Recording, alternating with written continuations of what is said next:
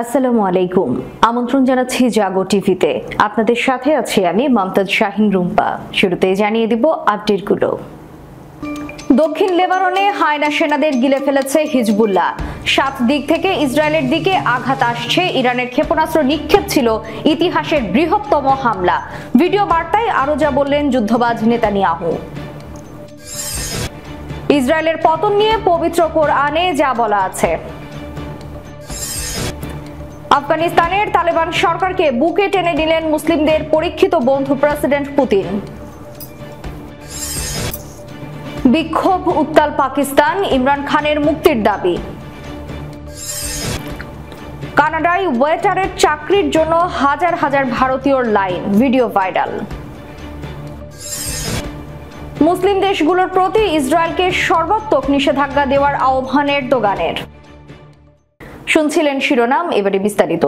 লেবাননের দক্ষিণ সীমান্তকে রীতিমতো হায়না সেনাদের জন্য কবরস্থান বানিয়ে ফেলেছে শক্তিশালী সংগঠন হিজবুল্লাহ। গাজায় বসে নেই হামাস, সুযোগ বুঝে গেরিলা কায়দায় চালাচ্ছে তাণ্ডব। সম্প্রতি একদিনে হামাস 8টি মার্কাভা আর ট্যাঙ্ক সহ 2টি সামরিক যান ধ্বংস করেছে। কিলার ড্রোন দিয়ে লাগাতার হামলা চালিয়ে যাচ্ছে ইরাকি প্রতিরোধ যোদ্ধারা। গত মঙ্গলবার ঐতিহাসিক এক হামলা চালায় ইরান। এদিকে থেমে নেই হুথি যোদ্ধারাও। গত শুক্রবার এক ব্রিটিশ ট্যাঙ্কার ডুবিয়ে দিয়েছে তারা। এছাড়া ড্রোন ও ব্যালিস্টিক মিসাইল দিয়ে নিয়মিত হামলা চালাচ্ছে ইসরায়েলি ভূখণ্ডে। চারপাশ থেকে যেন আগুন বৃষ্টি ঝরছে ইসরায়েলের ভূখণ্ডের উপর। এদিকে সম্প্রতি একজন লেবাননের রাজনৈতিক বিশ্লেষক হিজবুল্লাহর কার্যকরী প্রতিরোধ ও পাল্টা হামলার ব্যাপক প্রশংসা করে বলেছেন, যদি ইসরায়েলি বাহিনী দক্ষিণ লেবাননে স্থল আক্রমণের চেষ্টা অব্যাহত রাখে তবে লেবাননের প্রতিরোধ গোষ্ঠী হিজবুল্লাহ হায়না সেনাদের গিলে ফেলবে। অপরদিকে আজ ইসরায়েলি প্রধানমন্ত্রী বেনিয়ামিন নেতানিয়াহু বলেছেন, হামাসের হামলার প্রায় 1 বছর পর ইসরায়েলের দিকে এখন 7 দিক থেকে আঘাত আসছে। শনিবার এক ভিডিও বার্তায় নেতানিয়াহু বলেছেন, শত্রুদের বিরুদ্ধে ইসরায়েল তার দেশকে রক্ষা করতে আজ 7 ফ্রন্টে যুদ্ধ করছে। ইসরায়েলি প্রধানমন্ত্রী বলেন, আমরা ইরানের বিরুদ্ধে লড়ছি যারা গত সপ্তাহে শত শত ব্যালিস্টিক ক্ষেপণাস্ত্র সরাসরি ইসরায়েলকে লক্ষ্য করে ছুড়েছে। লেবানন ও ইসরায়েলের মধ্যে উত্তরে শক্তির ভারসাম্য পরিবর্তন আনার যে প্রতিজ্ঞা করেছি তা রক্ষা করছি বলে জানান নেতানিয়াহু। ইসরায়েলের যুদ্ধবাজ প্রধানমন্ত্রী বেনিয়ামিন নেতানিয়াহু এই অবৈধ রাষ্ট্রের বিরুদ্ধে ইরানের গত সপ্তাহের প্রতিশোধমূলক হামলাকে ইতিহাসের বৃহত্তম হামলা বলে অভিহিত করেছেন। তিনি শনিবার এক ভিডিও বার্তায় আরো বলেছেন, ইরান 2 দফা ইসরায়েলের দিকে শত শত ক্ষেপণাস্ত্র নিক্ষেপ করেছে। নেতানিয়াহু দাবি করেছেন, ইসরায়েলের আত্মরক্ষা করার ও এসব হামলার জবাব দেওয়ার অধিকার রয়েছে এবং তা সে করবেই। তবে তেহরান মঙ্গলবারের হামলা চালিয়েই বলেছিল, দখলদার ইসরায়েল পাল্টা আগ্রাসন চালানোর চেষ্টা করলে এ অবৈধ রাষ্ট্রের সকল গুরুত্বপূর্ণ স্থাপনায় হামলা চালানো হবে। নেতানিয়াহু তার ভিডিও বার্তায় অন্যত্র দাবি করেন, এ পর্যন্ত ইসরায়েলের বিরুদ্ধে যেখানে যত হামলা হয়েছে তার সবগুলোর পেছনে ইরানের হাত ছিল। তিনি এমন সময় এ দাবি করলেন যখন ইরান বারবার বলে এসেছে পশ্চিম এশিয়া অঞ্চলে ইরানের কোনো প্রক্সি গ্রুপ নেই এবং যেসব প্রতিরোধ সংগঠন বর্তমানে ইসরায়েলের বিরুদ্ধে যুদ্ধ করছে তারা নিজেরা ইসরায়েলের হাতে আক্রান্ত হওয়ার প্রতিশোধ নিচ্ছে মাত্র। যুগে যুগে আল্লাহ তাআলার অবাধ্যতা, নবীদের হত্যা এবং দুনিয়ার বুকে ফিতনা ফাসাদ করেছে বনি ইসরায়েল। এজন্য বারবার লাঞ্ছিত, অপমানিত, ধ্বংস এবং বিতরিত হয়েছে তারা। কিয়ামত সংঘটিত হওয়ার আগ পর্যন্ত এই চক্র চলমান থাকবে। বনি ইসরায়েলের এমন পরিণতির ব্যাপারে পবিত্র কোরআনে আগে থেকেই বলে রেখেছেন আল্লাহ তাআলা।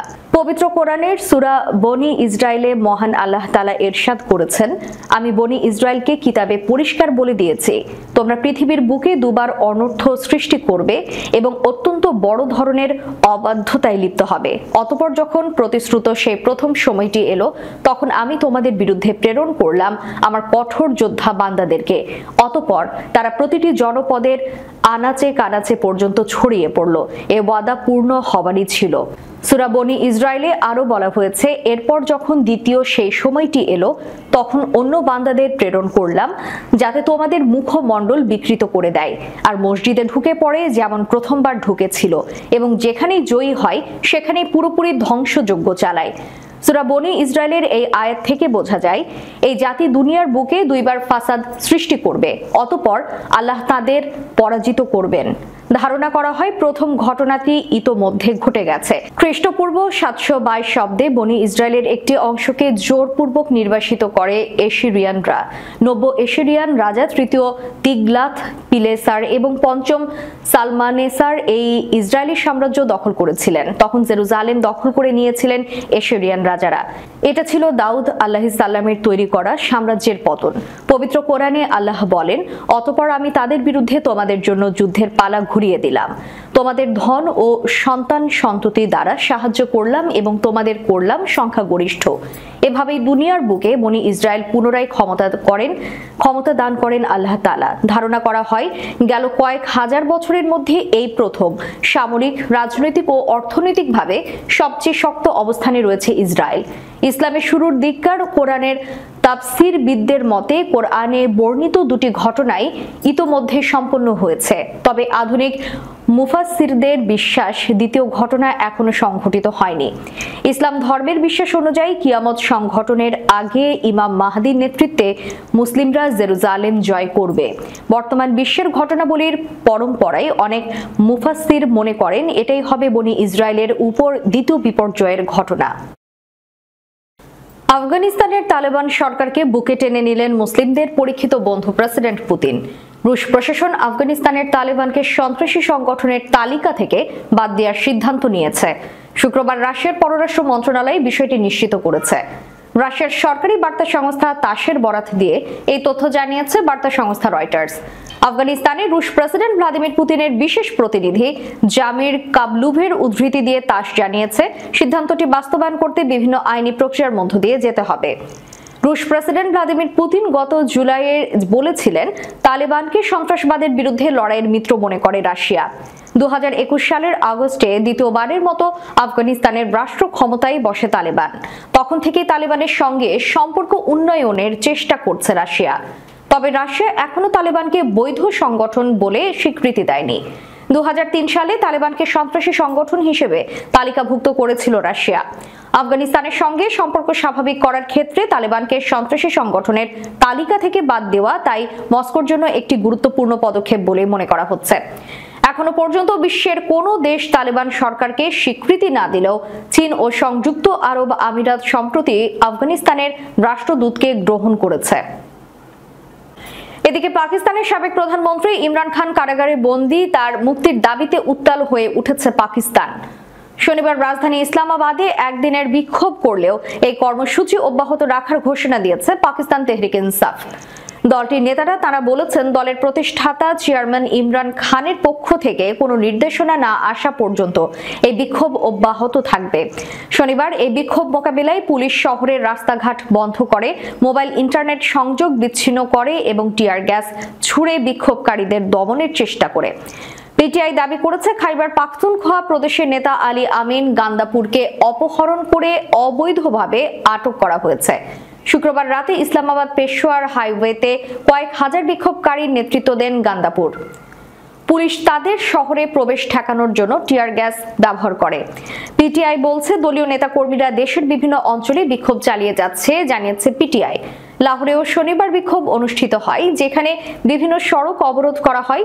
ইমরান খান সামাজিক যোগাযোগ মাধ্যমে এক বার্তায় বলেন, আমি আমাদের সব সমর্থকদের উপর অত্যন্ত গর্বিত। পাকিস্তানের স্বরাষ্ট্রমন্ত্রী মহসিন নাকভি বলেছেন, বিক্ষোভকারীরা পুলিশের সঙ্গে সংঘর্ষে জড়িয়ে পড়ে। এতে 80 জনের বেশি পুলিশ কর্মকর্তা আহত হয়েছেন বলে দাবি করেছেন তিনি। স্বরাষ্ট্রমন্ত্রী আরো বলেন, পিটিআইকে পরামর্শ দিয়েছিলাম তারা যেন কূটনৈতিক কার্যক্রম শেষ না হওয়া পর্যন্ত কোনো ধরনের জমায়েত না করে।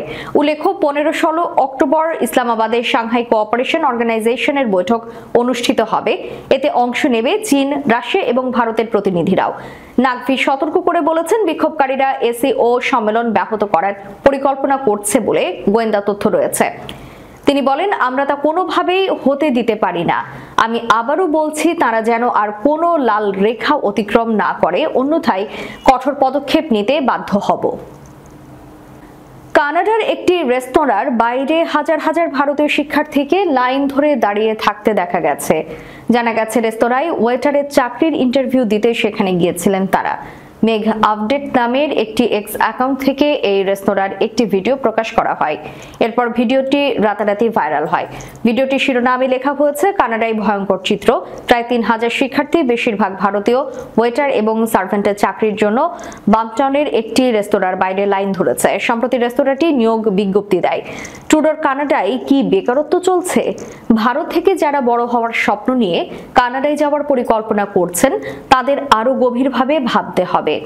তান্দুরি নামের ওই রেস্তোরাঁটি সেখানে নতুন খোলা হয়েছে।